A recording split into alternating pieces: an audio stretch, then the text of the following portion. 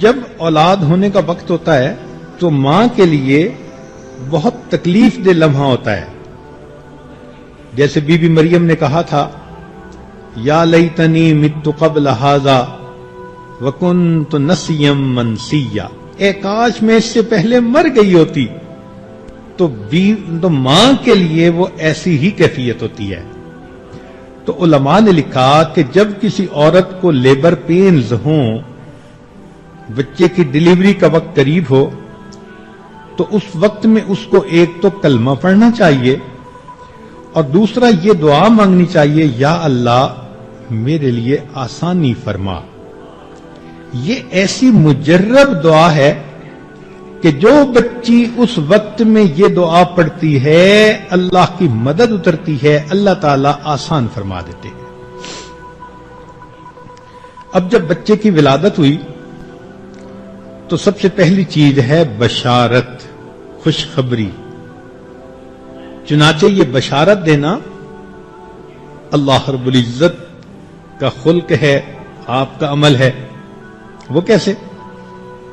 کہ جب زکریا علیہ الصلوۃ والسلام کو اللہ نے بیٹا دینا تھا تو ایک فرشتہ آیا کہ ان اللہ یبشرک بیحییٰ، کہ اللہ تعالیٰ تمہیں یحییٰ علیہ السلام کی پیدائش کی خوشخبری دیتے ہیں.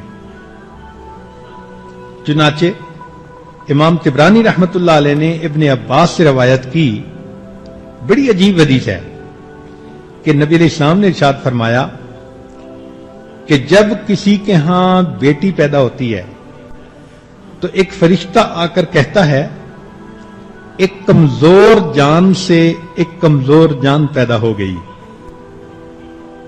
ماں بھی عورت تھی، آگے بیٹی ہو گئی، تو فرشتہ یہ آ کر کہتا ہے کہ ایک کمزور جان سے ایک کمزور جان پیدا ہو گئی، جو اس بچی کی پرورش کرے گا اس کے متولی کی قیامت تک اللہ مدد فرمائے گا.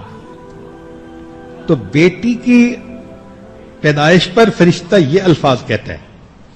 اور آگے سنیے کہ جب کسی کے ہاں بیٹا پیدا ہوتا ہے تو وہ فرشتہ آ کر اس لڑکے کی پیشانی کو چومتا ہے اور کہتا ہے کہ اللہ تعالیٰ نے تجھ کو سلام کہا ہے. خود اس حدیث پاک کو پڑھ کر بڑا ہی حیران ہوا. ابن عباس لانو کی روایت ہے. تو دیکھیے اللہ رب العزت کی کیا رحمت اور مہربانی کہ اللہ رب العزت اس چھوٹے بچے کو سلام بھیج رہے ہیں جو دنیا میں آ کر اپنی زندگی کی ابتدا کر رہا ہے. اسی لیے اگر کسی کے ہاں اولاد ہو، ہمیں بھی چاہیے کہ ہم اس بچے کے نیک ہونے کی دعا کریں اور بچے کے ماں باپ کو اللہ کا شکر ادا کرنے کی تلقین کریں. کہہ دیتے ہیں جی مبارک ہو، تو ان الفاظ کا اصل میں مقصد یہی ہوتا ہے. ماں باپ کو چاہیے کہ جب اللہ تعالیٰ ان کو اولاد کی نعمت سے نوازے تو وہ دعا کریں اور شکر ادا کریں. چنانچہ ایک حدیث پاک میں آتا ہے کہ جب کسی کو اولاد کی خوشخبری ملے تو چاہیے کہ وہ کہے ماشاء اللہ لا قوت الا باللہ. ان الفاظ کے کہنے پر اللہ اس بچے کو ہر آفت اور مصیبت سے محفوظ فرمائیں گے. اب دیکھیے کتنے لوگوں کو اولاد ملی، لیکن حدیث مبارکہ میں بتائے گئے یہ الفاظ کم ہی لوگوں نے کہے ہوں گے. تو یہ چیزیں ہمیں سیکھنی ہیں کہ جب بھی بچے کی خوشخبری ماں باپ کو ملے تو کیا کہیں ماشاء اللہ لا قوت الا باللہ.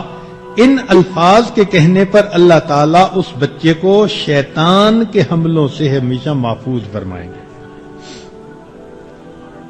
پھر بچے کی جب ولادت ہو تو ایک کام ہوتا ہے اس کے دائیں کان میں اذان کہنا اور بائیں میں اقامت کہنا.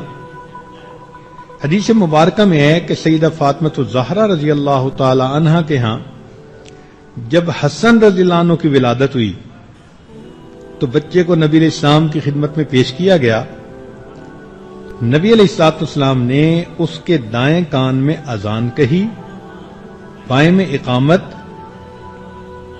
اور پھر اس کے لیے دعا مانگی۔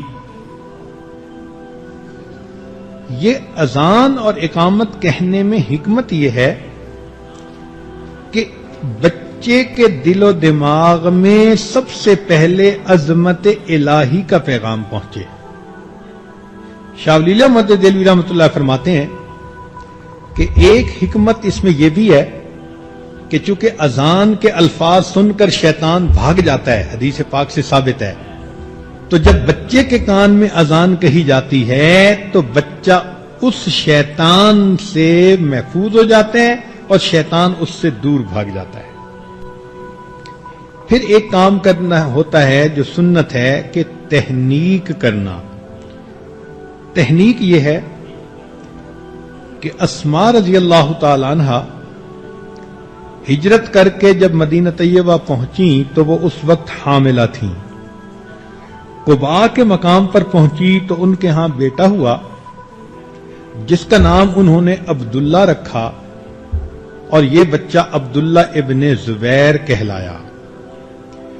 یہ مسلمان مہاجرین کے ہاں پہلا بچہ تھا جو مدینہ میں پیدا ہوا، اور مسلمانوں کو اس کی پیدائش پر بڑی خوشی تھی۔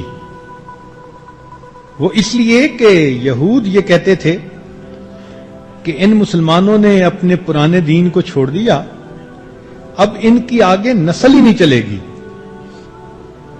تو جب اللہ رب العزت نے مسلمانوں کو اس بیٹے سے نوازا تو خوشی اور بڑھ گئی۔ چنانچہ اسماء رضی اللہ تعالی عنہا بیٹے کو نبی علیہ السلام کی خدمت میں لے کر آئیں۔ نبی علیہ الصلوۃ والسلام نے بچے کو اپنے گود میں لیا اور ایک نرم کھجور آپ نے منگوائی اور اپنے منہ میں اس کو آپ نے چبایا۔ جب اس کھجور کے ساتھ اچھی طرح لعاب مبارک لگ گیا تو کھجور کا آپ نے کچھ حصہ اس بچے کے تالو پر لگا دیا۔ چنانچہ عبداللہ ابن زبیر اللہ عنہ کے منہ میں سب سے پہلے جو چیز پہنچی وہ نبی علیہ السلام کا لعاب مبارک تھا۔ تو یہ ایک سنت عمل ہے، لہذا کوئی بھی نیک مرد یا عورت قریب ہو تو اس سے بچے کی یہ تحنیک کروانی چاہیے اور پھر بچے کے لیے نیک بختی کی دعا کرنی چاہیے۔